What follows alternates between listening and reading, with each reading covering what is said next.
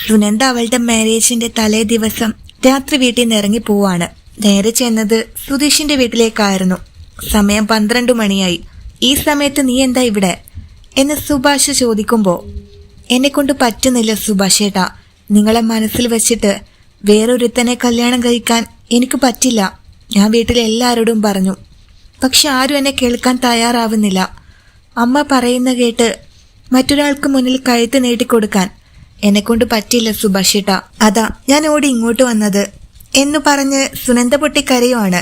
എന്നിട്ട് ഞങ്ങളാണ് കല്യാണ തലേന്ന് നിന്നെ തട്ടിക്കൊണ്ടു വന്നേന്നു പറഞ്ഞ് നിന്റെ വീട്ടുകാര് ഉടനെ വന്ന് പ്രശ്നം ഉണ്ടാക്കില്ലേ? എന്തിനാ സുനന്ദ ആവശ്യമില്ലാതെ പ്രശ്നം ഉണ്ടാക്കാനായിട്ട് ഇങ്ങോട്ട് വന്നേ?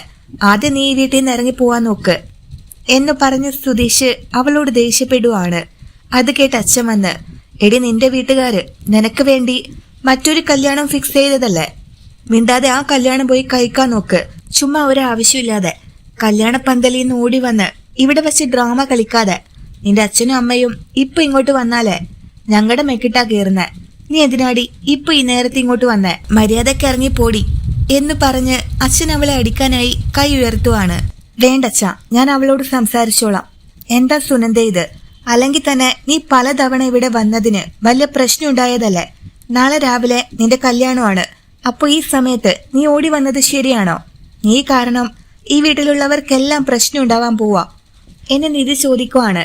ഇല്ല നിധി, ഞാൻ തിരിച്ചു പോവാനല്ല വന്നത്. എന്തൊക്കെ സംഭവിച്ചാലും ഞാൻ ഈ വീട്ടിൽ നിന്ന് പോവില്ല. എന്റെ വീടിനി ഇതാണ്. എനിക്കെന്റെ സുഭാഷേട്ടനെ വേണം. ഞാനിനി നിങ്ങളുടെ കൂടെയാ താമസിക്കുന്നെ. എന്നോട് പോവാൻ പറയല്ലേ സുഭാഷേട്ടാ എന്നു പറഞ്ഞ് സുനന്ദ സുഭാഷിനെ കെട്ടിപ്പിടിച്ച് കരയുവാണ്. അന്ന് അമ്പലത്തിൽ വെച്ച് നിങ്ങൾക്ക് വേണ്ടിയല്ലേ എല്ലാരും കാത്തിരുന്നേ? എന്നാ നിങ്ങൾ വന്നില്ല. എന്നിട്ട് ഇന്ന് പോകുന്നില്ല എന്ന് പറഞ്ഞു കരയുന്നു. എന്തിനാ ഈ ഡ്രാമ എന്ന് നികേഷ് ചോദിക്കുവാണ്. അത് അന്ന് എനിക്ക് വരാൻ പറ്റിയില്ല. ഞാൻ വീട് വിട്ട് സർട്ടിഫിക്കറ്റ് എല്ലാം എടുത്ത് ഇറങ്ങിയതായിരുന്നു. റോഡിൽ വെച്ച് എന്റെ അമ്മ കണ്ടുപിടിച്ച് ചത്ത് കളയുമെന്ന് എന്നെ ഭീഷണിപ്പെടുത്തി. എന്നെ വീടിനകത്ത് തന്നെ ഇരുത്തി. എന്നാ ഇപ്പോ വേറെ കല്യാണം കഴിക്കാൻ എന്നെ കൊണ്ട് അതിന് പറ്റുന്നില്ല. സുഭാഷേട്ടനെ മറക്കാൻ പറ്റില്ല. പ്ലീസ് എന്നെ ആരിവിടെന്ന് പോവാൻ പറയല്ലേ എന്ന് പറഞ്ഞ് കൈകൂപ്പി കരയുവാണ്. ഇതൊക്കെ നീ മുൻപേ ആലോചിക്കണം സുനന്ദ. നാളെ നടക്കാനിരിക്കുന്ന കല്യാണം ഇനി എന്ത് ചെയ്യാൻ പറ്റും എന്ന് നിധി ചോദിക്കുമ്പോ, എന്ത് ചെയ്യാൻ പറ്റുമെന്ന് എനിക്കറിയാം. ഇപ്പൊ സുഭാഷേട്ടൻ എന്റെ കഴുത്തിൽ താലി കെട്ടണം. നിങ്ങൾ എന്നെ കല്യാണം കഴിച്ചാ നാളെ എനിക്ക് നടക്കാനിരിക്കുന്ന കല്യാണം മുടങ്ങും. ഇനി മുതല് ഈ വീട്ടിൽ തന്നെ എനിക്ക് താമസിക്കാലോ എന്ന് പറയുവാണ് സുനന്ദ. എടാ, ഇവളുടെ വാക്കൊന്നും വിശ്വസിച്ചേക്കരുത്. ഇവളിപ്പോ ഇങ്ങനെയൊക്കെ പറയും. അവളുടെ അമ്മ വന്ന് 2 അടി കൊടുത്താലേ വാല് പോലെ ഇവള് അവരുടെ പിന്നാലെ പോവും എന്ന് അച്ഛൻ പറയുമ്പോ, ഞാൻ അങ്ങോട്ട് പോവില്ല. വീട്ടിലെല്ലാരും ഉറങ്ങി. ഞാൻ ആരും അറിയാതെയാ ഇങ്ങോട്ട് വന്നേ. അതുകൊണ്ട് രാവിലെ വരെ എന്നെ ആരും അന്വേഷിച്ചു വരില്ല. എനിക്ക് ആ കല്യാണം വേണ്ട സുഭാഷേട്ടാ. അതിന് ഞാൻ എന്തു പറഞ്ഞാലും ചെയ്യും. എന്നോട് പോവാൻ മാത്രം പറയല്ലേ മാമ, പ്ലീസ്. ഞാൻ ചത്തുകളയും. ആ കല്യാണം ഞാൻ കഴിക്കില്ല സുഭാഷേട്ടാ. എന്തൊക്കെ സംഭവിച്ചാലും ഞാൻ ഇവിടുന്ന് പോവില്ല. ഞാൻ എന്റെ സുഭാഷേട്ടന്റെ കൂടെ ജീവിക്കും എന്നു പറഞ്ഞ് സുനന്ദ നിലത്തിരുന്ന് തല തല്ലി കരയുവാണ്. എന്താ ഇത്? ദേ നോക്ക്, ഇത് നിന്റെ അവസാന വാക്കാണോ? ഇനി ഈ വാക്ക് മാറുമോ എന്ന് സുധീഷ് ചോദിക്കുവാണ്. ഇല്ല, ഇനി ഞാൻ വാക്ക് മാറില്ല. എനിക്കെന്റെ സുഭാഷേട്ടനെ തന്നെ വേണം. ഏട്ടന് വേണ്ടി ഞാൻ എന്ത് വേണമെങ്കിലും ചെയ്യാം. ദയവ് ചെയ്ത് എന്നോട് വീട്ടിലേക്ക് തിരിച്ചു പോവാൻ മാത്രം പറയല്ലേ. സുഭാഷേട്ടനുമായി എന്റെ കല്യാണം നടത്തി തരണം പ്ലീസ്. അങ്ങനെ സുനന്ദ തൊഴുതു പറയുവാണ്. എടി, ഞാൻ കുടിച്ചതാണോ അതോ നീ കുടിച്ചിട്ട് വന്നതാണോ? ഇപ്പൊ നട്ടപ്പാതിരക്ക് വന്ന് അലമുറയിട്ട് കരയുന്നുണ്ടല്ലോ എന്ന് അച്ഛൻ ചോദിക്കുമ്പോ, നിങ്ങൾ ചുമ്മാ ഇരിക്കച്ച, ഇത് ഞങ്ങൾ ഡീൽ ചെയ്തോളാം എന്ന് പറയുവാണ് നിധി. നിനക്ക് എന്റെ അവസ്ഥ നന്നായിട്ട് അറിയാം. പ്ലീസ് നിധി, എന്നോട് പോവാൻ പറയരുത്. ആ കല്യാണം നടന്ന ഞാൻ പിന്നെ ജീവനോടെ ഉണ്ടാവില്ല. സുഭാഷേട്ടാ, എനിക്ക് നിങ്ങളെ അത്ര ഇഷ്ടമാണ്. കുഞ്ഞുനാള് മുതലേ ഞാൻ നിങ്ങളെ മാത്രമാണ് മനസ്സിൽ കൊണ്ട് നടന്നത്. പെട്ടെന്നൊരു ദിവസം വേറൊരാളെ കല്യാണം കഴിക്കാൻ പറഞ്ഞ എനിക്കതിന് പറ്റില്ലേട്ടാ എന്നു പറഞ്ഞ് സുനന്ദ കരയുമ്പോ സുഭാഷേട്ടൻ വന്ന് അവളെ ചേർത്ത് പിടിക്കുവാണ്. നീ കരയാതെ സുനന്ദ, ഞാനില്ലേ കൂടെ എന്നു പറഞ്ഞ് സുഭാഷേട്ടൻ അവളെ ആശ്വസിപ്പിക്കുവാണ്. ഇനി എന്താ ആലോചിച്ച് നിൽക്കാനുള്ളത്? സംസാരിച്ചു നിൽക്കാതെ അവളെ അങ്ങ് കല്യാണം കഴിക്കാൻ നോക്ക് സുഭാഷേട്ടാ. സുനന്ദയുടെ അമ്മയും അച്ഛനും ഇവിടേക്ക് എത്തുന്നതിന് മുമ്പ് താലി കെട്ടിയ അവളെ ഇവിടുന്ന് കൊണ്ടുപോകാൻ പറ്റില്ലല്ലോ അവർക്ക് എന്ന് സുധീഷ് മറുപടി കൊടുക്കുവാണ്. എടാ, ഇവളെയൊക്കെ കുടിച്ച വെള്ളത്തിൽ പോലും വിശ്വസിക്കാൻ പറ്റില്ല. ഡാ സുധീഷ്, ഇവളുടെ അമ്മ വന്ന് കരഞ്ഞാല് ഇവൾ അമ്മയുടെ പിന്നാലെ ഓടിപ്പോവും. എടാ, കുടുംബത്തിലെ ഒറ്റ എണ്ണത്തെയും വിശ്വസിക്കരുത്. മിണ്ടാതെ അവളോട് ഇറങ്ങിപ്പോവാൻ പറയടാ. അങ്ങനെ ഭാസ്കരൻ പറഞ്ഞത് കേട്ട് സുനന്ദ നല്ല ദേഷ്യത്തില് അച്ഛന് നേരെ വരുവാണ്. ദേ അമ്മാവ, എന്നെ വിശ്വസിക്കരുതെന്ന് മാത്രം പറയല്ലേ. എന്നെ ഒരു പ്രാവശ്യം വിശ്വസിക്കും മാമ.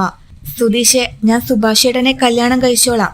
ഈ വീട്ടിൽ നിന്ന് തിരികെ പോവാതിരിക്കാൻ ഞാൻ എന്ത് വേണമെങ്കിലും ചെയ്യാം. എന്റെ അമ്മ വന്ന് എത്ര വലിയ ഡ്രാമ കാണിച്ചാലും ശരി, ഇനി എന്ത് നടന്നാലും ശരി, ഞാൻ പിന്മാറില്ല. നിങ്ങൾ എന്നോട് പോവാൻ പറഞ്ഞാലും ശരി, ഞാൻ ഇവിടെ നിന്ന് പോവില്ല.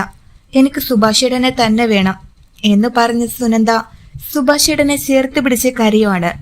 ഇനി കൂടുതൽ വെയിറ്റ് ചെയ്യേണ്ടെന്നാ എനിക്ക് തോന്നുന്നേ. പെട്ടെന്ന് കല്യാണം നടത്താം എന്ന് സുധീഷ് പറയുമ്പോ, ഇന്ന് രാത്രി തന്നെ കല്യാണം നടത്തിയ നാളെ അമ്മായിക്കൊന്നും ചെയ്യാൻ പറ്റില്ല. മറ്റേ കല്യാണം മുടങ്ങിപ്പോയിക്കോളും എന്ന് ഹരീഷും പറയുവാണ്. അതെ, നമ്മുടെ കല്യാണം പോലീസ് സ്റ്റേഷനിൽ വെച്ചല്ലേ നിധി നടന്നത്. ഇവരുടെ കല്യാണം നടത്തിയ നേരെ നമുക്ക് സ്റ്റേഷനിലേക്ക് പോവാം. വക്കീലിനോട് പറഞ്ഞ് അടുത്തത് എന്താ ചെയ്യാൻ പറ്റുമോന്നും ചോദിക്കാം എന്ന് സുധീഷ് പറയുമ്പോ നിധിയും അതിന് സമ്മതം മൂളുവാണ്. എടാ, ഇവളെ കാണാനില്ലെന്നറിയുമ്പോ മൊത്തം കുടുംബവും ഇങ്ങോട്ടല്ലേ വരുന്നത്. അതുകൊണ്ട് എന്ത് ചെയ്യാനാണെങ്കിലും പെട്ടെന്ന് ചെയ്ത് തൊലക്കടാ.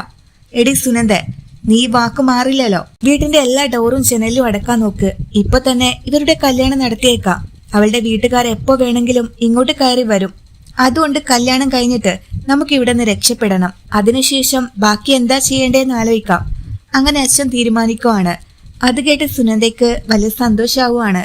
ഭാസ്കരൻ ഉടനെ വിളക്ക് കൊളുത്തി താലി കെട്ടാൻ ആവശ്യപ്പെടുവാണ്. അതിന് താലി എവിടെ?